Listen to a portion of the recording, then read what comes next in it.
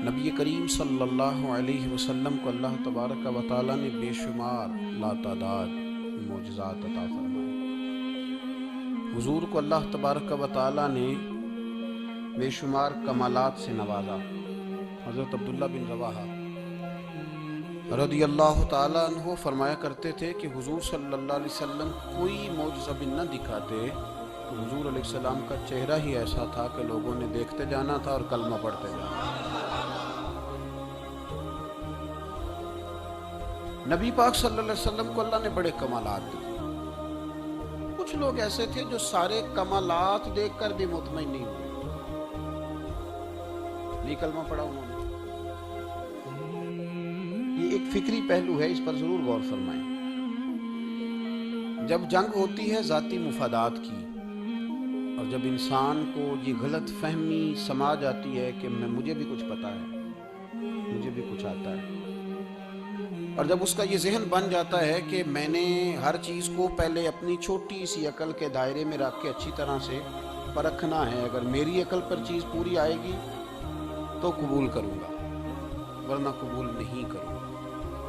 پھر لوگ نہیں مانتے، بڑے بڑے کمالات تھے، بڑا کچھ تھا، اور جنہوں نے نہیں نہ مانا انہوں نے زیادہ کمالات دیکھے، انہوں نے نہیں مانا۔ ابو جہل کتنی دفعہ معجزہ طلب کرنے آیا، کبھی کہا کہ مجھے بتائیے میری مٹھی میں کیا ہے، اگر آپ بتا دیں گے تو کلمہ پڑھ لوں گا۔ تو حضور علیہ السلام نے فرمایا اگر تیری مٹھی میں جو ہے وہی بتا دے کہ میں کون ہوں تو پھر پڑھ لو گے۔ کنکریوں نے کلمہ پڑھا، اس نے نہیں پڑھا۔ معجزہ دیکھا اس نے، معجزہ مانگا، اس نے کہا کہ اگر چاند کے 2 ٹکڑے ہو جائیں پڑھ لوں گا کلمہ۔ چاند کے 2 ٹکڑے حضور نے کر دیے، چاند 2 ٹکڑے ہوا، کوہ صفا کی پہاڑی کے بیچ آدھا ادھر گیا آدھا ادھر گیا، دوبارہ جا کے جڑا، اس نے دیکھا، کہنے لگا اوہو میں تو سمجھتا تھا کہ معاذ اللہ آپ کا جادو صرف زمین پہ چلتا ہے، آپ کا تو آسمانوں پہ بھی چلتا ہے۔ اس نے بڑے کمالات دیکھے لیکن کلمہ نہیں پڑھا۔ حضرت ابو الحسن خرقانی رحمۃ اللہ علیہ ایک درویش تھے۔ ہم جو درویشی اور فقیری اور ان لوگوں کو ماننے والے لوگ ہوتے ہیں، ان میں بحث کم سے کم ہوتی ہے، ان میں اپنا آپ بڑھانے کی عادت کم سے، اس میں ماننے کا مزاج ہوتا ہے، اور وضاحت بھی نہیں لوگ طلب کرتے، اشاروں سے بھی بات مان جاتے ہیں۔ غلامی اسی کا نام ہے، اشارہ آپ کر دیں بات ختم ہو گئی، طے ہو گیا مسئلہ، اتنی زیادہ لمبی تو بات ہی کوئی نہیں۔ حضرت ابو الحسن خرقانی تقریر کر رہے تھے، بات کر رہے تھے، تو کسی نے کہا کہ آپ حضرت بایزید بستامی رحمۃ اللہ علیہ کے سجادہ ہیں، تو بایزید کیسے آدمی تھے؟ تو فرمانے لگے حضرت بایزید کو جو دیکھتا تھا وہ کلمہ پڑھ جاتا تھا۔ باپ نے تو ماشاءاللہ قبول کر لیا، لیکن وہ جو سامنے بیٹھا تھا اس کی سمجھ میں بات نہیں آئی۔ وہ کہنے لگا حضور آپ نے کہہ دیا ہے پر میری عقل میں تو نہیں نہ آتا، نہیں آتا جس کی عقل میں تو پھر اس کی عقل میں نہیں آتا۔ میں اکثر کہتا ہوں کہ بہت سارے لوگ ہیں جن کا کوئی پیر نہیں، اور ان کا ہو بھی نہیں سکتا، ان کا کوئی پیر اس لیے کہ مطلب اتنا سیاںا بندہ اس کا کوئی پیر ہو جائے۔ اور میں تو پیروں کو مشورہ دوں گا کہ مہربانی کرنا ان کے پیر بننا بھی نہ، یہ بڑا مشکل کر دیں گے آپ کے لیے جینا۔ تو بہتری اسی میں ہوتی ہے کہ انسان سمجھے چیزوں کو اور دائروں کے اندر باتوں کو تسلیم کرنے کی عادت بنائے۔ تو کہا کہ جو دیکھتا تھا حضرت بایزید کو کلمہ پڑھ جاتا تھا، تو حضرت ابو الحسن خرقانی سے وہ شخص کہنے لگا جی بابا جی آپ عجیب بات کر رہے ہیں کہ دیکھا اور کلمہ پڑھ گیا، بندہ دیکھنے سے کیسے کلمہ پڑھ سکتا ہے؟ ابو جہل نے بڑی جگہ حضور کو دیکھا تھا، اس نے تو کلمہ نہیں پڑھا، تو بایزید بستامی کو دیکھ کر لوگ مسلمان ہو گئے، یہ کیسی بات ہے؟ تو حضرت ابو الحسن خرقانی فرمانے لگے مجھے اللہ کی عزت کی قسم، ابو جہل نے ایک دفعہ بھی محمد رسول اللہ کو نہیں دیکھا صلی اللہ، بڑی قسم اٹھا لی، ایک دفعہ بھی محمد رسول اللہ کو صلی اللہ ہو۔ تو شخص کہنے لگا حضور وہ چچا تھے حضور کے، اور دیکھا انہوں نے ایک دفعہ نہیں 1000 دفعہ۔ فرمانے لگے میں سفید داڑھی سے بوڑھا آدمی مسند پہ بیٹھ کے قسم اٹھا رہا ہوں تو میری بات ہی نہیں سمجھ رہا، نہیں دیکھا ابو جہل نے محمد رسول اللہ صلی اللہ علیہ وسلم کو، نہیں دیکھا۔ تو کہا پھر کسے دیکھا؟ تو حضرت ابو الحسن خرقانی فرمانے لگے اس نے جب بھی دیکھا عبداللہ کے یتیم بیٹے محمد کو ہی دیکھا۔ یہ وہی عبداللہ کا یتیم بیٹا جو یہاں رہتا تھا، ایک دفعہ بھی اس نظر سے دیکھتا نا کہ یہ اللہ کے رسول ہے تو فوراً کلمہ پڑھ کے مسلمان ہو جاتا۔ جب بھی لوگ دیکھتے ہیں وہ اینک کی بڑی شاندار لگائی ہوئی ہے جس کے اندر سے کوئی آدمی بھلا نظر ہی نہیں آتا، تو ان کو پھر بھلائی نصیب نہیں ہوتی۔ ایک نظر سے بھی اگر انسان دیکھتا ہے کہ جس سے اسے بھلائی چاہیے تو پھر اللہ اسے توفیق ہدایت عطا کر دیتا ہے۔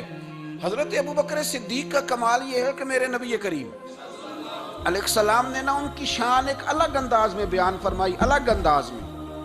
محبوب فرمانے لگے میں نے جس کے سامنے بھی دین پیش کیا اس نے دلیل مانگی۔ ایک بات آپ کو بتاؤں، یہ میری بات یاد رکھنا، اس کو کبھی نہ بھلانا، جو اپنوں سے دلیل مانگتا ہے نا وہ اپنا ہوتا ہی نہیں۔ اپنوں سے دلیل مانگ لی اس نے بغیر دلیل کے، بغیر حیل و حجت کے۔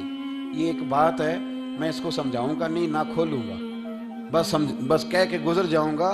اس کو سمجھ لیں اگر آپ کی سمجھ میں آئے تو۔ جس نے اپنوں سے دلیل مانگی نا، جس نے وضاحت مانگی، جس نے ثبوت مانگا، وہ اپنا تھا ہی نہیں۔ وہ کیا ضرورت پڑی تھی کہ وہ دلیل مانگتا، وضاحت پوچھتا۔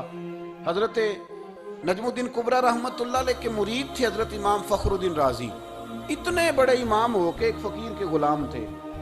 تو فرماتے ہیں آخری وقت آیا تو شیطان آ گیا، میں اس کو کہتا تھا رب ہے، تو شیطان بھی تو بڑا عالم ہے نا، تو وہ دلیل توڑ دیتا تھا۔ فرماتے میں نے 360 دلیلیں دی، اس نے ساری توڑ دی۔ تو پھر میں نے اپنے شیخ کی طرف توجہ کی، میں نے کہا حضور کو نظر کرم فرمائے۔ تو شیخ نجم الدین کبریٰ فرمانے لگے اس بے ایمان کو کہہ دے میں اپنے رب کو بغیر کسی دلیل کے رب مانتا ہوں، دلیل کی ضرورت ہی نہیں، بس میرا رب ہے تو رب ہے، ختم ہو گئی بات۔ نبی رحمت علیہ السلام فرمانے لگے میں نے جس کے سامنے بھی دین پیش کیا اس نے دلیل مانگی، فرمایا یہ واحد میرا ابوبکر صدیق ہے، میں نے اسے کہا ہے کلمہ پڑھ لو، اس نے دلیل مانگی نہیں، فوراً ہی کلمہ پڑھ کے مسلمان ہو گیا۔ کوئی دلیل نہیں، کوئی معجزہ نہیں، کوئی طلب نہیں، کوئی شے نہیں۔ ساری زندگی مطمئن ہی نہیں ہو پائے لوگ، ساری زندگی اطمینان ہی نہیں ہو سکا، اس کو بھی سنا، اس کو بھی سنا، اس سے بھی سوال پوچھا، اس سے بھی پوچھا۔ بھائی تو نہیں، تو مطمئن ہونا نہیں چاہتا، تو بحث کرنے کے لیے علم سیکھ رہا ہے، اس نے عمل کرنے کے لیے سیکھنا ہوتا ہے، اس کو تو ایک حرف ہی بڑا کافی ہوتا ہے، تو ایک لفظ کی ضرورت ہوتی ہے، ایک جملے میں ساری زندگی لوگ گزار دیتے ہیں۔ حضرت ابوبکر صدیق رضی اللہ تعالیٰ عنہ نے بحث والا دروازہ نہیں کھولا، حضور نے کہا کلمہ پڑھو تو انہوں نے کلمہ پڑھا اور مسلمان ہو گئے۔ کوئی دلیل، کوئی وضاحت، کسی چیز کی کوئی حاجت، ختم ہو گئی بات۔ اصل مسئلہ پتہ کیا ہے، جو لوگ سوچ سمجھ کے چلتے ہیں نا، تو سوچ کتنی ہے انسان کی، کتنا کام دے۔ یہ جو وارفتگی ہوتی ہے نا، یہ جو محبت ہوتی ہے، یہ جو پیار ہوتا ہے، یہ زندگی کو آسان کر دیتا ہے۔ سوچنے سمجھنے کے دائروں سے آدمی نکل جاتا ہے، اس کا کام وہ کہتا ہے کہ میں نے سوچنا نہیں، میں نے ماننا ہے، میں نے رب رسول کی ذات کے بارے میں سوچنا نہیں، میں نے ماننا ہے۔ تو ماننے والے لوگ جو ہوتے ہیں وہ فائدے میں ہوتے ہیں، تو عمل کر رہے ہیں، بات مانی، عمل کیا۔ عقل کا بے شمار اور بے دریغ استعمال، اپنی چھوٹی عقل سے بڑے مسئلے حل کرنے کی کوشش کرنا، یہ انسان کو نقصان دیتا ہے۔ بہت ساری جگہوں پہ وہ الجھ جاتا ہے، ہر جگہ عقل استعمال کرنا، لیکن رب رسول کے معاملے میں نہ استعمال کرنا، ورنہ نقصان ہو۔ عقل چھوٹی ہے اور اللہ رسول کی ذات بڑی ہے، کبھی بھی اس دائرے میں بند کرنے کی کوشش نہ کرنا۔ جناب ابوبکر صدیق رضی اللہ تعالیٰ عنہ ہر معاملے میں ایک حدیث بخاری کی، شاید میں نے پہلے بھی عرض کی تھی، لیکن چونکہ وہ عنوان کے لحاظ سے ایک بہت بڑی دلیل ہے، دوبارہ عرض کرتا ہوں۔ نبی پاک علیہ السلام نے 1500 کے قریب صحابہ سے فرمایا تھا کہ چلو عمرہ کرنے چلیں۔ عمرہ کرنے جب ہم جاتے ہیں نا تو ہمارے گلے میں پھول بھی ڈالے جاتے ہیں، اور آپ کو پتہ ہے بتانا بھی پڑتا ہے لوگوں کو کہ میں عمرہ کرنے جا رہا ہوں، پھر روٹی بھی پکتی ہے، پھر سب رشتہ داروں کو پتہ بھی چل جاتا ہے، اور بندہ چلا جائے ایئرپورٹ تو احرام باندھا ہو نا تو پتہ چلے نا فلائٹ تو 24 گھنٹے لیٹ ہے، تو جن کو حکم ہے نا کہ تم نے سی بھی نہیں کرنی وہ بھی روڑے اٹھا لیتے ہیں، احرام باندھا ہوا ہے، حکم ہے کہ اب تم نے کوئی جھگڑا، کوئی لڑائی، کوئی فساد، تو ایئرپورٹ پہ لوگ روڑے اٹھا لیتے ہیں، کہتے ہیں ہم ایئرپورٹ بھی توڑیں گے اور فلائٹ کا جو عملہ ہے اس کا گریبان بھی پکڑیں گے، بڑا کچھ ہی دنیا کرتی ہے۔ اور اگر کسی کے پیر صاحب نے کہا ہو چلو عمرہ کریں، اللہ، پھر ایئرپورٹ پہ جا کے پتہ چلے کہ پیر صاحب کے ساتھ تو دھوکہ ہو گیا، بندہ غلط نکلا ہے، پیری مریدی قائم رہے گی؟ سوال ہی نہیں پیدا ہوتا، سوال ہی نہیں پیدا ہوتا۔ میرے ساتھ ایک سنگی نے ایک دفعہ بات کی، کہنے لگا جی پیر صاحب کامل نہیں۔ میں نے کہا کیا غلطی ان میں پائی جاتی ہے؟ کہتے میں انہوں نے پوچھ کے باہر دے پیسے جمع کرائے سن تو میرا کام نہیں بنیا۔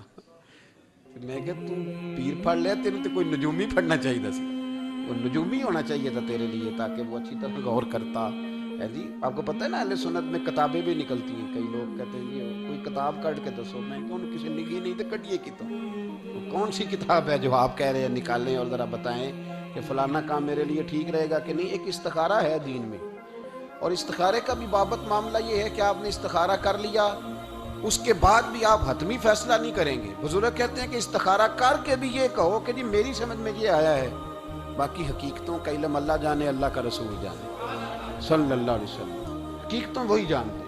تو الجھے نہیں زندگی میں۔ 1500 کے قریب صحابہ تھے، حضور نے فرمایا احرام باندھو بھائی، عمرہ کرنا ہے۔ حدیبیہ کے مقام پہ گئے تو قریش مکہ نے روک لیا، نہیں کرنے دیں گے۔ جب بات بہت آگے بڑھی تو پھر شرطیں لکھی گئیں، شرطیں بڑی سخت ہیں کہ جو مسلمان مکے سے مدینے آئے گا مدینے والے واپس کریں گے، اور اگر کوئی مسلمان مدینے سے مکے چلا گیا تو مکے والے واپس نہیں کریں گے، ہم ان کے لوگ دیں گے، وہ ہمارا بندہ دیں گے نہیں۔ یہ شرطیں تھی، صحابہ پریشان تھے۔ اب جب شرطیں طے ہو گئیں، شرطیں بھی سخت ہیں، نبی کریم علیہ السلام نے فرمایا بھی احرام کھول دو، فلائٹ کل نہیں جانی، پرسوں نہیں جانی، یعنی ہم اس سفر میں عمرہ کار ہی نہیں رہے، احرام کھول دو۔ تو امام زرقانی کہتے ہیں سب لوگ پریشان تھے، سب سے پہلے حضرت ابوبکر صدیق اٹھے، سب سے پہلے اٹھے، اٹھ کے احرام کھولا۔ ایک شخص نے کہا آپ کو بڑی جلدی ہے، تو آپ فرمانے لگے جلدی والی بات ہی کوئی نہیں، حضور کے کہنے پر باندھا تھا، نبی پاک کے کہنے پر کھول دیا ہے، ختم ہو گئی بات۔ حضور نے فرمایا باندھ لو تو ہم نے باندھ لیا، حضور نے کہا کھول دو تو ہم نے کھول دی، جلدی والی کیا بات ہو۔ صحیح بخاری کے لفظ ہیں، حضرت عمر کہتے ہیں کہ میری سمجھ میں بات نہیں آتی تھی، دب کے صلح کیوں کریں، ہم تو 313 تھے، تو ہم نے بدر میں ان کو بھگا دیا تھا، اب تو ہم 1500 ہیں، تو ہم ان سے قتال کریں گے، لڑائی کریں گے، جنگ ہوگی۔ حضرت عمر فاروق رضی اللہ تعالیٰ عنہ فرماتے ہیں حضور نے شرطیں طے کر لیں، بات لکھی گئی، میں نبی پاک کے حجرے میں داخل ہوا، خیمہ لگا ہوا تھا، میں نے جاتے ہی اپنی جذبہ جہاد کا اظہار کیا اور بڑے جلال میں یا رسول اللہ آپ سچے رسول ہیں؟ بالکل سچا ہوں، قرآن سچا ہے، بالکل سچا ہے، اسلام سچا ہے، بالکل سچا ہے، حضور ہم دب کے صلح کیوں کریں؟ تو نبی کریم علیہ السلام نے فرمایا عمر تجھے تیری ماں روئے، میں اللہ کا رسول ہوں، میں وہی کہتا ہوں جو میرا رب مجھے حکم ارشاد فرماتا ہے۔ کہتے میں نے فوراً عرض کی یا رسول اللہ صلی اللہ علیہ وسلم آپ نے فرمایا نہیں تھا کہ عمرہ کریں گے؟ تو حضور نے فرمایا کہا تو عمرہ کریں گے، یہ تو نہیں کہا تھا کہ اسی سال ہی کریں گے، کریں گے تو کریں گے۔ جناب عمر کہتے ہیں میں واپس تو آ گیا، پر وہ میرے اندر جو جذبہ جہاد تھا ابھی ٹھنڈا نہیں ہوا۔ چند قدموں کے فاصلے پہ ابو بکر صدیق کا خیمہ تھا، کہتے میں ان کے خیمے میں جھک گیا، وہی سوال میں نے دہرائے، وہی میں نے کہا عمر ابو بکر یہ سچے رسول ہیں؟ کہا بالکل سچے، قرآن سچا ہے، سچا ہے، اسلام سچا ہے، سچا ہے، تو پھر ہم دب کے صلح کیوں کریں؟ جناب عمر فرماتے ہیں میں قربان جاؤں ابو بکر کے لفظوں میں بھی فرق کوئی نہیں آیا، حروف بھی اتنے ہی جتنے نبی کریم نے ادا کیے تھے۔ حضرت ابو بکر فرمانے لگے عمر تجھے تیری ماں روئے، وہ اللہ کے رسول ہیں، مرضی سے بات نہیں کرتے، وہی کہتے ہیں جو رب انہیں حکم ارشاد فرماتا ہے، بئی نہیں وہی لفظ۔ فرماتے میں نے فوراً کہا، میں نے کہا ابو بکر حضور نے فرمایا نہیں تھا کہ عمرہ کریں گے؟ تو کہتے ہیں وہی لفظ، وہی حرف، وہی انداز، وہی طریقہ، وہی سلیقہ، وہی انداز تکلم، بالکل حضور کی اتباع میں اسی انداز میں فرمانے لگے عمر حضور نے فرمایا تھا عمرہ کریں گے، یہ تو نہیں فرمایا تھا کہ اسی سال ہی کریں گے، کریں گے تو انشاءاللہ کریں گے۔ فرماتے ہیں میں واپس آ کے بیٹھا تو حضرت عمر کہتے ہیں جب میرا غصہ اترا نا تو پھر میرے اندر سے آواز آئی کہ عمر ذرا غور تو کر، تو ابو بکر کے ایمان تک کبھی نہیں پہنچ سکتا، اس تک تیری رسائی نہیں ہو سکتی۔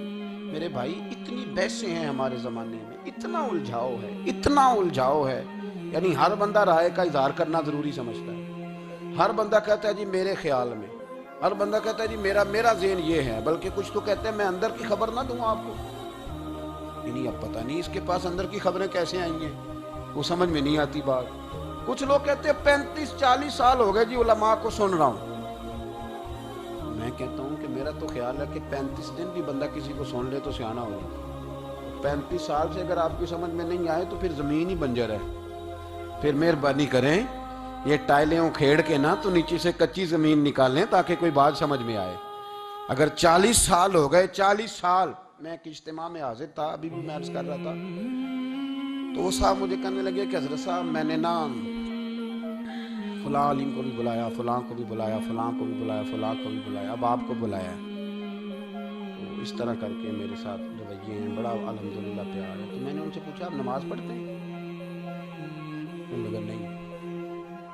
کچھ اور باتیں پوچھی تو جواب نفی میں آیا. تو میں نے کہا کہ اب آپ نے مہربانی کرنی ہے, اتنے علماء کا نام نہیں لینا, کیونکہ پھر تو بزرگوں کے بارے میں لوگ شک کریں گے کہ انہوں نے اس کو دیا کیا ہے. تو ایک بزرگ کی بات سنتے ہیں تو کئی دنوں تک وہی ہمیں بڑا تر و تازہ رکھتی ہے. اور آپ کو اتنے عرصہ ہو گیا تو آپ نے حاصل کیا کیا ہے؟ صرف باتوں کا گورکھ دھندا, لفظوں کا ہیر پھیر, جملوں کا الٹ پلٹ کرنا, یہ زندگی ہے؟ یہ زندگی ہے صرف باتیں کیلو کال سن لی آ گئے؟ نا سے ذرا آگے نکلیں. عمل کب کرنا ہے میرے بھائی؟ یہ بحثیں, یہ ابحاث, یہ لمبے چوڑے معاملات, یہ طے. بزرگوں میں نا ایک سنت ہے مرید ہونا اور ایک ہوتا ہے طالب ہونا. یہ دو باتیں, یعنی آپ کہیں گئے اس کے مرید ہو گئے تو پھر کسی اور جگہ کسی بزرگ سے نسبت ہوئی تو وہاں آپ طالب. میرے پاس کچھ لوگ آتے ہیں کہتے ہیں آپ طالب کر لیں, تو میں کہتا ہوں آپ مہربانی کریں ایک کی نوکری کریں. وہ بڑی مشکل ہے تو جگہ جگہ پہ جانے کی کیا ضرورت ہے؟ مطلب میں انکار نہیں کرتا کسی ایسی چیز کا جس کو بزرگوں نے رائج کیا, لیکن سمجھے نا, مطلب ایک کی بات پوری سنی نہیں گئی ہم سے. آپ خیر کی بات ہر جگہ سے سنیں, ہر جگہ سے, لیکن یہ صرف وہ تعلق بنانے کی کوشش کرنا کہ جس سے تھوڑا سا رابطہ بن جائے, جس سے تھوڑا سا تعلق بن جائے, جس سے تھوڑا سا نا پتہ چل جائے, اس سے نکلیں, سیکھنے کا ماحول بنائیں. اتنی عقل کے گھوڑے نہ دوڑائیں کہ عقل بھی بیچاری تھاکی جائے اور کوئی چیز ہاتھ بھی نہ آئے. کچھ کریں, عمل کریں. لیکن ایک جگہ پہ میں حاضر تھا تو وہاں دستار فضیلت کا جلسہ تھا, تو ایک مولانا نے تقریر کی. جس طرح تاجر کہہ لیتا ہے نا جی میں الحمدللہ اگر کمائی کرتا ہوں تو غریبوں کو بھی دیتا ہوں, سمجھا لیا نا اپنے آپ. رشوت لینے والے نے بھی ایک دلیل گاڑ لیا, وہ کہتا ہے میں امیروں سے نہیں, میں غریبوں سے نہیں لیتا.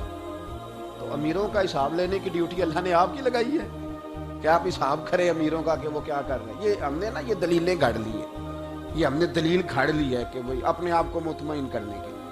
میں حاضر تھا تو ایک مولانا تقریر کی جی عالم ساری رات.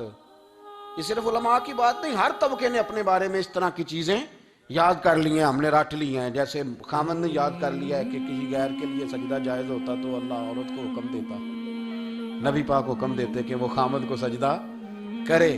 تو بی بی نے بھی یاد کر لیا ہے کہ حضور نے فرمایا تم میں سب سے بہتر وہ ہے جو بیوی کے حق میں بہتر ہے. سب نے اپنی اپنی مرضی کی چیزیں, دوسری کی مرضی کی چیز کسی نے یاد نہیں کی, سب نے اپنی اپنی مرضی کی چیزیں یاد کر لی. تو مولانا تقریر کر رہے تھے, کہنے لگے جی حضور نے فرمایا ہے کہ عالم ساری رات سویا رہے اور عابد ساری رات عبادت کرتا رہے, درجہ پھر بھی عالم کا زیادہ ہے. تو دوسرے آئے, انہوں نے بھی اسی حدیث پہ بات کی. تیسرے آئے تو انہوں نے بھی اسی حدیث پہ بات کی. تو میرا نمبر آیا تو میں نے کہا جی یہ جو حدیث آپ سنا رہے ہیں نا, یہ حدیث بالکل ٹھیک ہے, بالکل ٹھیک ہے کہ عالم ساری رات عشاء پڑھ کے سوئے, فجر کے وقت اٹھ کے فجر پڑھے, اور عابد ساری رات نماز پڑھے تو درجہ پھر بھی عالم کا زیادہ ہے. بالکل ایسے ہی ہے, بلکہ ایک حدیث میں تو یہ ہے کہ 70 عابد بھی عبادت کریں اور عالم سویا رہے تو ان 70 سے سونے والے عالم کا درجہ. یہ بات بالکل ٹھیک ہے, لیکن میں نے کہا اس کا بھی خیال رکھو کہ یہ حدیث غوث پاک کو بھی آتی تھی, یہ غوث پاک کو بھی آتی تھی حدیث, اور بڑے عالم تھے, پر وہ تو عشاء پڑھ کے مصلے پہ بیٹھتے تھے اور فجر تک مصلے پہ بیٹھے رہتے تھے. حالانکہ یہ حدیث انہیں بھی آتی تھی, یہ حدیث خواجہ معین الدین چشتی کو بھی آتی تھی, اور وہ بڑے عالم تھے, لیکن اس کے باوجود وہ عشاء پڑھتے تھے اور فجر تک مصلے پر بیٹھے رہتے تھے. حضرت عثمان غنی سے بڑا عالم تو کوئی نہیں نہ ہوگا اس زمانے میں. حضرت عثمان غنی رضی اللہ تعالیٰ عنہ جیسا شخص تو کوئی نہیں نہ ہوگا, پر وہ عشاء کے بعد قرآن پاک پڑھنا شروع کرتے تھے اور فجر سے پہلے پہلے قرآن پاک ختم کر لیا کرتے ہیں. تو دلیلیں صرف بحث کے لیے یاد نہ کریں, اپنے آپ کو بچانے کے لیے یاد نہ کریں, اپنے وجود کو سکون دینے کے لیے دلائل نہ یاد کریں. میں دین کے کس دائرے سے کس طرح بچ کے نکل سکتا ہوں اس کے لیے دلائل یاد نہ کریں, عمل کے رستے پہ آئیں, عمل کے رستے پر. جناب ابو بکر صدیق اللہ تعالیٰ عنہ کا کمال یہ ہے، زکوٰۃ کتنے فیصد دینی چاہیے؟ اللہ تعالیٰ شکر ہے 3-4 لوگوں کو تو پتہ ہی ہے، باقی بھی ان سے سن کے یاد کر لیں کتنے فیصد ہے۔ اللہ آپ کو خوش رکھے۔ اب کچھ اور نے بھی پروگرام بنا لیں، کتنی جی؟ چلو اب ٹھیک ہو، 2.5% ہے نا جی۔ آپ یقین کریں کسی تاجر سے آپ بات کر کے دیکھ لیں، 6 گھنٹے مناظرے کے بعد وہ مانتا ہے کہ 2.5% دوں گا میں صحیح کہہ رہا ہوں آپ۔ وہ کہتے ہیں جی وہ تو ٹھیک ہے لیکن کچھ قرضہ بھی ہے، 2.5% زکوٰۃ ہے وہ تو ٹھیک ہے لیکن ہو سکتا ہے میری بہن بھی حصہ مانگ ہی لے، پیسوں میں سے اس کا بھی نکل، کیونکہ پروگرام نہیں نا جی، ارادہ نہیں۔ زکوٰۃ 2.5% ہے تو کہتے ہیں جی وہ نا میں نے تولا ہے سونا، پورا نہیں بنتا ابھی، وہ تھوڑی سی کمی ہے۔ یہ اس وقت دلائل ہیں، اس وقت ابحاث ہیں جب دینے کا پروگرام ہے۔ اور تاجروں نے اب ایک نیا سلسلہ شروع کی، کہتے تھوڑی تھوڑی سارا سال ہی دیتا رہتا ہوں، تھوڑی تھوڑی کر کے۔ آپ نے جس سے 5 کروڑ روپیہ لینا ہو وہ اگر کہے کہ 10,000 مہینے کا لے لو، لے لیتے ہو؟ ہمارے فقہاء نے تو یہ لکھا ہے کہ جب زکوٰۃ دو نا تو ایک آدمی کو ساری دو۔ حضرت عمر بن عبدالعزیز رحمۃ اللہ علیہ کے زمانے میں ایک آدمی کو لوگوں نے زکوٰۃ دی تو اتنی دے دی کہ اگلے سال وہ خود زکوٰۃ دے رہا تھا، بہت بڑا کاروبار اس نے سٹارٹ کر لیا تھا۔ معیار نہیں ہے نا یہ تھوڑی تھوڑی دیتا رہتا ہوں۔ کئی لوگ ایسا کرتے ہیں کہ دکان میں جو پرانی چیزیں ہوتی ہیں وہ زکوٰۃ کے دور پہ دینی شروع کر دیتے ہیں، جو مال نہیں بیک رہا اس کو زکوٰۃ بنا دو۔ کیوں؟ دینے کا پروگرام نہیں۔ حضرت ابو بکر صدیق رضی اللہ، ذرا زندگی دیکھو، کہتے ہیں جس دن کلمہ پڑا 40,000 دینار تھے، اور کلمہ پڑے ابھی مجھے چند مہینے گزرے تھے، سارے مصطفیٰ کے قدموں پہ قربان کر دیے۔ پھر مال کمایا، پھر 4,000 دینار تھے، 4,000۔ جس دن ہجرت کے لیے نکلا 4,000 تھے، انہیں بھی پتا تھا 2.5% دینا چاہیے، ان کی بھی بیٹیاں تھیں، جوان بھی تھی، چھوٹی بھی تھی، ان کے بھی بچے تھے، لیکن دین کو ضرورت ہے، میرے رسول پاک صلی اللہ علیہ وسلم کے دین کو حاجت ہے۔ تو فرماتے ہیں اشرفیاں تھی میرے گھر میں، پیسے تھے، درم تھے، دینار تھے، میرے والد بوڑھے تھے، ان کو خیال تھا کہ ابو بکر ساری دولت نہ لے جائیں، تو حضرت اسماء بنت ابی بکر سے جناب ابو بکر صدیق نے کہا کہ اس طرح کرنا، ایک گڑا چھوٹا سا تھا، گڑا ٹویا، اس میں پیسے ہوتے تھے، فرمایا اس میں روڑے رکھ دینا، اوپر ٹاٹ ڈال دینا، والد نابینا ہے، اگر پوچھے نا پیسے تو ان کا وہاں ہاتھ لگا دینا، انہیں پتہ چلے ابو بکر سارا مال لے کے نہیں گیا۔ فرماتے میں ہجرت پہ جانے لگا تو 4,000 سارے ہی لے گیا، سارا مال ہی یار، یا 2.5% کے لیے رٹا پڑا ہوا ہے، 2.5% کے لیے لوگ بحث کر رہے ہیں، 2.5% کے لیے دلائل چاہیے، کئی مفتیان کرام سے پوچھیں گے، پھر پروگرام بنائیں گے دینا ہے کہ نہیں دینا۔ اور جس دن تبوک کے لیے میرے مصطفیٰ کریم نے اعلان کیا، جناب صدیق اکبر فرماتے ہیں شے کوئی نہیں تھی، غربت کے دن تھے، کمزوریاں تھی، مال اس دن کاروباری حالات کم تھے، یہاں لوگوں کا کاروبار جب ڈاؤن ہوتا ہے تو سب سے پہلے مسجد کا 200 بند کرتے ہیں، سب سے پہلے مدرسے کا بند کرتے ہیں، سب سے پہلے خواہش کرتے ہیں کہ وہ جو غریب کو جاتا ہے نا اس کو بند کرو، یہ زیادہ نقصان دے رہا ہے۔ حضرت ابو بکر صدیق رضی اللہ تعالیٰ عنہ فرماتے ہیں حالات خراب تھے، جیب دیکھی تو اتنے پیسے ہی نہیں تھے کہ مصطفیٰ کریم کو پیش کر سکوں، تو پھر کیا کیا؟ امام جلال الدین سیوطی کہتے ہیں ابو بکر صدیق نے نا گھر کے اندر کپڑا بچھایا، اور پھر صدیق اکبر نے کیا کیا کہ توا بھی رکھا، برتن بھی رکھے، اس پہ چولہا بھی رکھا۔ ابو بکر صدیق نے اس کے اوپر گھر والوں سے کہا کہ ایک ایک جوڑا پہن لو، ادھر دیکھو میری طرف، ایک ایک جوڑا پہن لو، اور باقی نا سارے جوڑے بھی یہاں رکھو۔ اور پھر جب لوگ بچوں نے دیکھا نا کہ ابا تو کپڑے بھی رکھوا رہا ہے، کیا بنے گا؟ فرمایا تمہیں تو ایک ایک جوڑے کی اجازت دے رہا ہوں نا، ذرا میری طرف دیکھو۔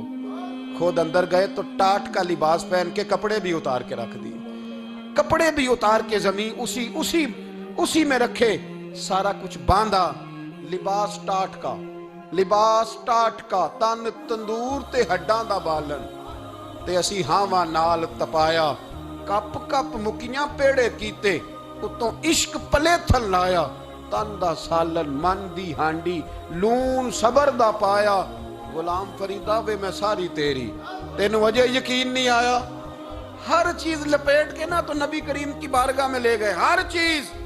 میرے محبوب کا بھی انداز دیکھو، فرمایا ماں اب کہتا لے اہلے کا، گھر بھی کچھ چھوڑ کے آئے ہو؟ دیکھیں ادھر دیکھیں، جب کوئی لاتا تھا تو حضور فرماتے تھے کیا لے کے آئے ہو؟ یہ کیا ہے؟ یہ پوچھا جاتا ہے کہ یہ پوچھا جاتا ہے گھر کیا ہے؟ بھئی آپ کو کسی نے کوئی تحفہ دیا تو شاپر کھول کے تحفہ دیکھیں گے یا پوچھیں گے گھر کیا ہے؟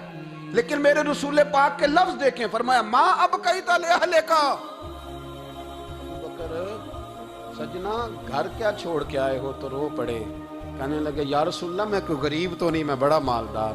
ابقیت لہم اللہ ورسولہ، گھر اللہ بھی چھوڑ آیا ہوں، اللہ کا رسول بھی چھوڑ آیا۔ حضور میں کوئی کنگال نہیں، میں مصطفیٰ والا ہوں، میں کوئی غریب نہیں، میں نبی والا ہوں، میں رب رسول کو گھر چھوڑ آیا ہوں۔ میرے مصطفیٰ کریم علیہ السلام فرمانے لگے تیرے پیچھے جبریل امین کھڑے اور انہوں نے ٹاٹ کا لباس پہنا ہوا، اور تیرے آنے سے پہلے وہ آ گئے تھے۔ تو میں نے پوچھا جبریل یہ بوریے کا لباس؟ عرض کی یا رسول اللہ ابو بکر نے پہنا ہے تو رب کو اتنا پسند آیا سارے فرشتوں کو پہنا دیا ہے، سارے فرشتوں کو پہنا دیا، سارے فرشتوں۔ ذرا یہ لذت تو لیں بات کی، جب 2.5% پہ جھگڑا ہوتا ہے نا تو پھر نماز میں مزہ نہیں آتا۔ جب تو 2.5% پہ بھی اڑا رہتا ہے نا، پھر درود و سلام پڑھتے پڑھتے طبیعت معاذ اللہ پریشان ہوتی ہے۔ جب الجھے ہوئے پھر مسائل اور ہیں۔ پھر میرے محبوب کریم بولے میں ابو بکر رب کریم نے ایک پیغام بھی بھیجا ہے۔ یا رسول اللہ وہ کیا؟ فرمایا رب فرماتا ہے کہ ابو بکر سے پوچھ کے بتائیں کہ اس حال میں وہ رب سے راضی ہے کہ ناراض ہے۔ یہاں اقبال بولے، کہنے لگے خودی کو کر بلند اتنا، خودی کو کر، یہ وہ درجہ ہے، یہ وہ مقام ہے، خودی کو کر بلند اتنا کہ ہر تقدیر سے پہلے پھر خدا بندے سے خود پوچھے بتا تیری رضا کیا ہے۔ فرمایا رب پوچھتا ہے آپ راضی ہیں کہ ناراض ہیں؟ تو پھر ابو بکر صدیق بھی کھول کے روئے، کہا یا رسول اللہ میں کل بھی اپنے رب سے بڑا ہی راضی تھا، میں آج بھی اپنے رب سے بڑا ہی راضی ہوں۔ یہاں لوگ لے کے بھی نہیں راضی ہوتے، ابو بکر سارا کچھ دے کے بڑے ہی راضی ہیں، سارا کچھ دے کے۔ شریعت کا قاعدہ ہے کہ سارا مال آپ اللہ کے رستے میں نہیں دے سکتے، قانون شریعت ہے۔ حضرت ابی بن کعب نے کہا تھا یا رسول اللہ سارا دینا، فرمایا نہ بھائی چوتھا حصہ دے، 3 حصے بچوں کو دے۔ حضرت ابو لبابہ نے کہا تھا میں اس پر دلائل دے سکتا ہوں، احادیث موجود ہیں، حضور سارا مال دینا، فرمایا نہ بھائی چوتھا حصہ دے، 3 حصے بچوں کو دے۔ حضرت سعد بن ابی وقاص نے کہا تھا یا رسول اللہ صلی اللہ علیہ وسلم میری ایک ہی بیٹی ہے، سارا اللہ کے رستے میں دیتا ہوں، فرمایا نہ 3 حصے بیٹی کو، چوتھا حصہ دے، تیرے بچے لوگوں کے ہاتھ دیکھے میں گوارا نہیں کرتا۔ ان سے کہا کہ چوتھا حصہ دو تب قبول کروں گا۔ ابو بکر صدیق سے فرمایا تو سارے لے آ، تیرا سارا ہی قبول ہے، تو سارے لے آ تیرا۔ اور ایک لفظ حدیث میں ایسا ہے آپ یقین کریں، غلام ہوں کسی فقیر کا تو جب میں اس کو پڑھتا ہوں نا تو آپے سے بات باہر نکل جاتی ہے۔ حضور کا ایک فرمان ہے جب اس پر توجہ آتی ہے نا تو مطلب یہ کہ لفظ جو ہے نا وہ ٹوٹ جاتے ہیں، بکھر جاتے ہیں، اور دل کہتا ہے کہ نہیں یہ جو ہے نا یہ معراج ہے، یہ اصل ہے، یہ حقیقت ہے۔ وہ ترمذی کے لفظ ہے پر آپ یقین کریں کہ لگتا یہ ہے کہ دنیا محبت ساری سمٹ گئی اس میں۔ نبی کریم علیہ السلام فرمانے لگے مجھے کسی کے مال نے اتنا نفع ہی نہیں دیا جتنا ابو بکر صدیق کے مال نے دیا۔ اور پھر اگلے لفظ ایسے ہیں کہ روح وجد کرتی ہے۔ میرے کریم محبوب فرمانے لگے جس کا بھی مال آیا میں نے بیگانہ سمجھ کے خرچ کیا ہے، اور جب ابو بکر کا آیا ہے تو میں نے اپنا سمجھ کے خرچ کیا ہے، میں نے اپنا سمجھ کے، مجھے پتا ہے یہ شکوہ نہیں کرے گا، یہ شکایت، یعنی اس کو سارا بھی تروڑ مروڑ لوں گا تو اس کے لفظوں پر کبھی حرف۔ اور یار کچھ لوگ ہوتے ہیں جو 10 دیتے ہیں تو 20 جگہ بتاتے ہیں، جو کھانا کھلاتے ہیں تو ذکر کرتے ہیں، پر میں اس کا مال میرا مال ہے، میرا، اس کو سارا توڑ کے کھا بھی جائیں گے تو یہ شکوہ نہیں کرے گا، یہ سارا میرا اپنا ہے۔ حضرت ابو بکر صدیق فوراً بول پڑے، عرض کی حضور جب میں آپ کا ہوں تو مال بھی تو آپ کا ہی ہے نا۔ یا رسول اللہ جب میں نے اپنا آپ نہیں بچا کے رکھا تو پھر مال۔ حضرت مولانا معین الواعظ کاشفی نے لکھا ہے، اچھا کئی دفعہ ایسے ہوتا ہے میں بات کوئی اور بیان کرنا چاہتا ہوں تو شروع معاملہ کسی اور طرف نکل جاتا ہے۔ مولانا معین الواعظ کاشفی نے لکھا ہے کہ وہ جو سانپ تھا نا غار ثور میں، وہ 600 سال سے بیٹھا ہوا ہے۔ حضرت عیسیٰ علیہ السلام ایک دن پڑھ رہے تھے انجیل تو آپ نے نبی پاک کا تذکرہ پڑھا، اس سانپ نے سن لیا تو حضرت عیسیٰ سے کہنے لگا حضور یہ بتائیں کہ وہ نبی پاک ملے گے کہاں؟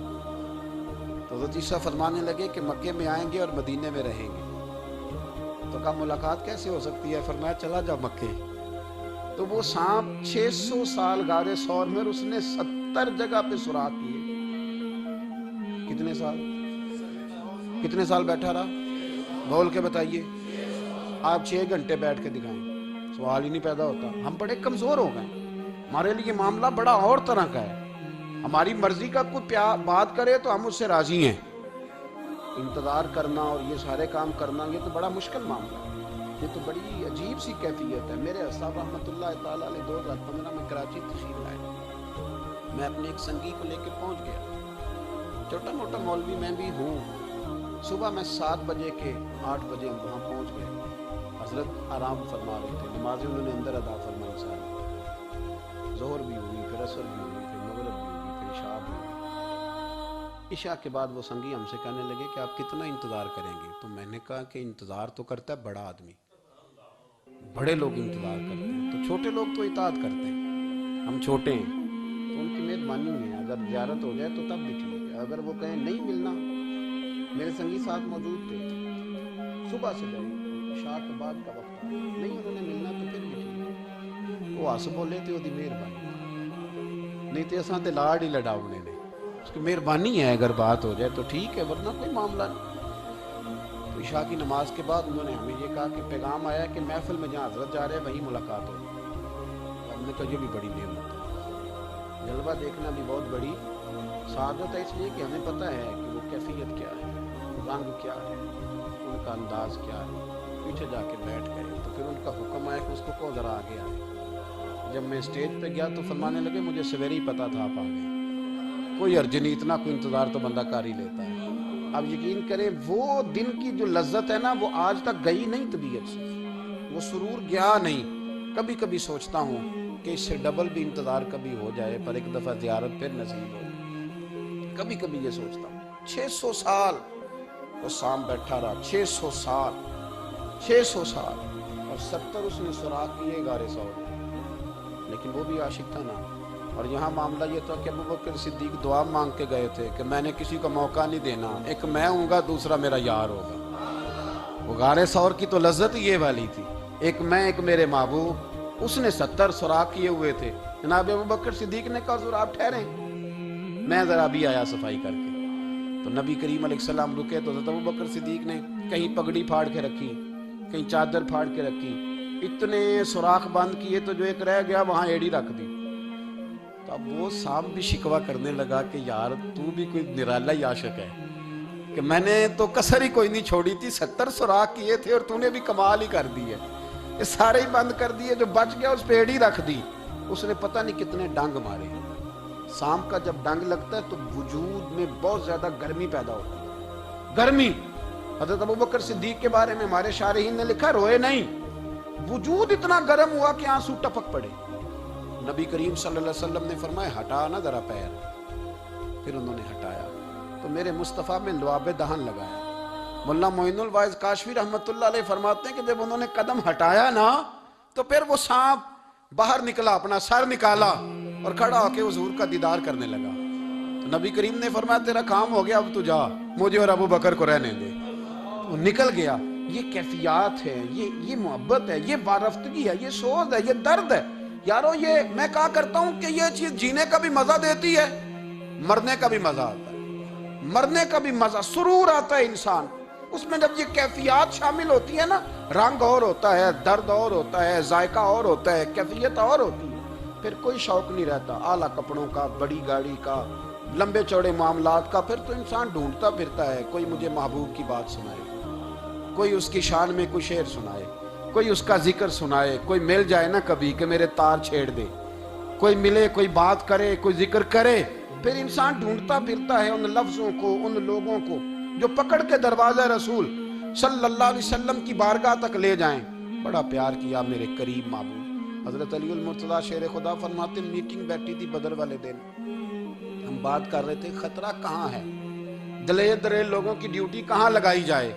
شیر خدا بھی چاہ رہے تھے کہ میں وہاں ڈیوٹی دوں گا. تو کہتے ہیں سمجھ آئی کہ سب سے زیادہ خطرہ نبی کریم علیہ السلام کے عریش مبارک کا ہوگا، حضور کے خیمے کو، چھپر مبارک کو. قریش مکہ سب سے زیادہ حملے وہاں کریں گے جہاں حضور ٹھہرے ہوں گے. طے ہو رہا تھا کس کی ڈیوٹی لگائیں، کس کو وہاں ذمہ داری سونپیں. کہتے ہیں ہم بات کر رہے تھے اور میں تیار تھا وہاں جانے کو، اچانک ابو بکر صدیق آ گئے. کیا باتیں ہو رہی ہیں؟ تو ہم نے کہا جناب ہم پروگرام بنا رہے ہیں کہ وہاں ڈیوٹی کس نے کرنی ہے؟ تو فرمانے لگے یہ کرنے والی بات ہی کوئی نہیں، میں نے تو عرض کر بھی دیا نبی پاک کی بارگاہ میں کہ یا رسول اللہ یہاں ڈیوٹی میں ہی کروں گا۔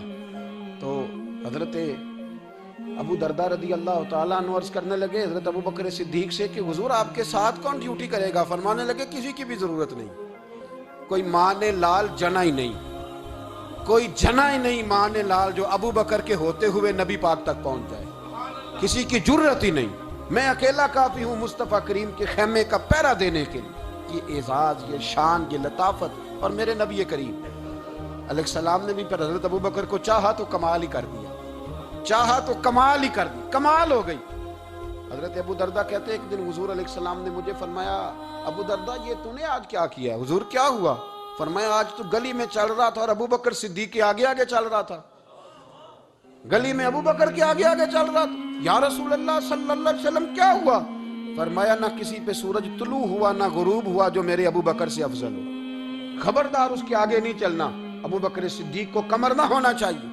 شاہ ولی اللہ صاحب نے ایک بات لکھی ہے، بڑی نرالی ہے، وہ بھی بڑی نرالی، مثل تعویذ ہوتے ہیں نا کچھ لوگ، جب بھی ملتے ہیں شفا ہوتی ہے، بڑی شاندار عجیب بات لکھی ہے۔ حضور صلی اللہ علیہ وسلم نے ایک دن فرمایا کہ وقفے سے ملا کرو محبت بڑھتی ہے، یہ حضور کا فرمان، وقفے سے ملا کرو محبت بڑھتی ہے۔ قدر کھو دیتا ہے نا ہر روز کا آنا جانا، اور بڑی دلچسپ ہوتی ہیں بے ترتیب ملاقاتیں، تو کہا کہ وقفے سے ملا کرو۔ حضرت ابو ہریرہ بھی تھے، دیگر لوگ بھی تھے، حضور نے فرما دیا، حضرت ابو بکر صدیق بھی سن رہے تھے۔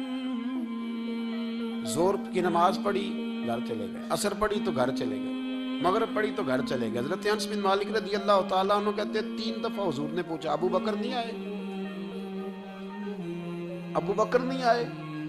ابو بکر نے کہتے 3 دفعہ پوچھا تو میں پھر پہنچ گیا، میں نے کہا ابو بکر 3 دفعہ حضور نے پوچھ لیا کہ ابو بکر نہیں آئے، ابو بکر نہیں آئے۔ تو جناب صدیق اکبر دوڑے، حضور حکم؟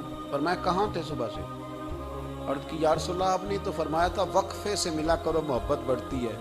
تو محبوب فرمانے لگے تمہیں تھوڑی کہا تھا، تمہیں تھوڑی کہا تھا، تو نہ جایا کر یار، تو رہا کر، تو رہتا ہے تو دل جمع رہتا ہے، تو یہاں موجود ہوتا ہے تو دل، اب یقین کریں کچھ لوگ ایسے ہوتے ہیں جن کے بارے میں دل کرتا ہے انہیں بندہ خرید کے پاس رکھنا، ان کو خرید لے، یہ یہیں رہیں، یہ جائیں نہ، اس لیے کہ ان کا لب و لہجہ اور ہوتا ہے، ان کا طرز حیات اور ہوتا ہے، طرز غلامی اور ہوتا ہے، طرز فرما برداری اور ہوتا ہے، انداز اور ہوتا ہے۔ فرمایا تو نہ جایا کر، یہی رہا کر۔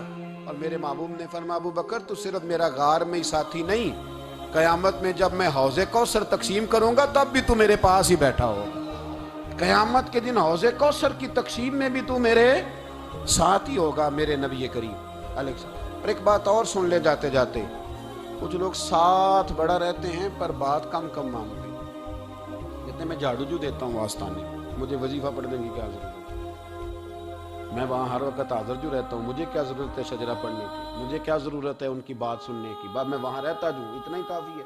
حضرت ابو بکر صدیق نے نوکری بھی کھول کے کی اور نبی پاک کی بات بھی کھول کے مانی، کھول کے مانی، جو حضور نے کہہ دیا انہوں نے کر دیا۔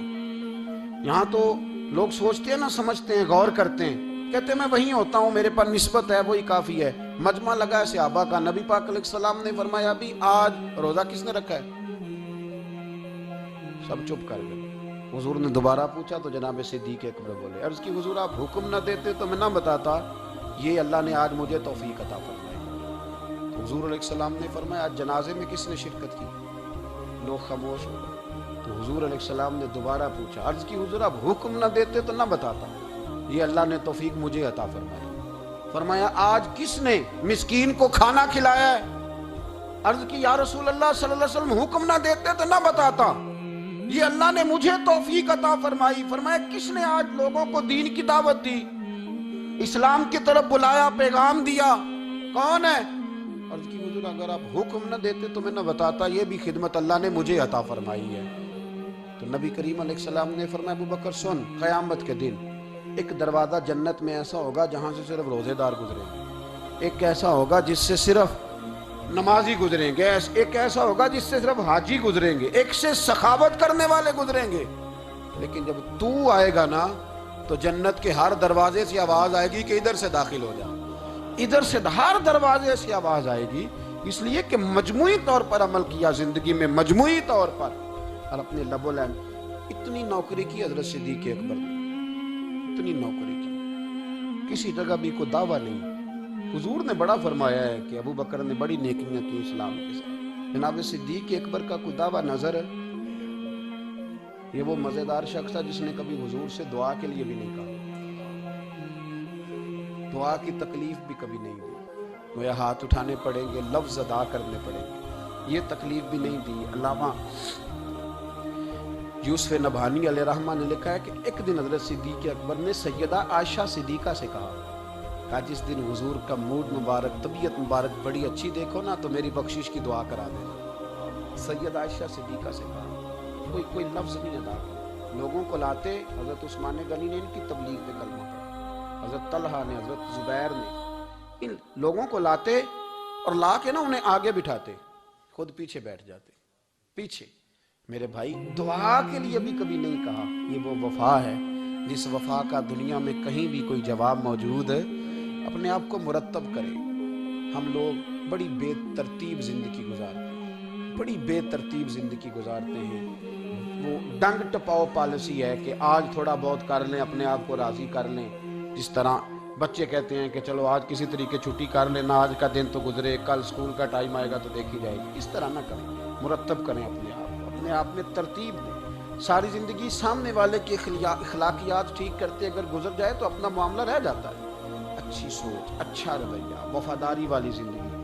میں نے ایک جملہ کہا ہے، اگر آپ کی سمجھ میں آیا ہو، کہ اگر یہ عشق، یہ وارفتگی، یہ پیار، یہ وفا پیدا ہو تو جینے کا بھی مزہ آتا ہے اور مرنے کا بھی مزہ آتا ہے۔ پھر جینا مرنا بڑا لذت اور ذائقے والا ہو جاتا ہے۔ دعا ہے اللہ ہمیں ان کے فیض سے فیض یاب فرمائے۔ آخر دعوانا الحمد